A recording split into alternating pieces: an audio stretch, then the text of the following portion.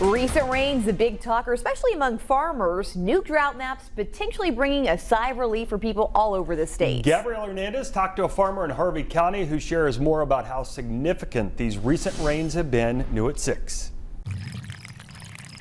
Thankful. With harvest time around the corner for wheat, Extremely thankful. recent rains were needed. The wheat crop, which of course is planted in the fall, is within a few weeks of harvest. So the rain will benefit that just as it goes on ahead and ripens up and the kernels and the heads fill. The most beneficial will be for the fall crops, the corn, the soybeans, the grain sorghum that have been planted or will be planted here in the next couple of weeks. The wheat report for the week ending May 25th shows the state's winter wheat headed at 93% and equal to last year, and corn planted at 85%, near the 83% last year. Last year, right in this area, we harvested a tremendous crop. However, we got beneficial rains exactly when we needed them. While this year's fields are looking great in Harvey County, he says it's not just the crops that benefit.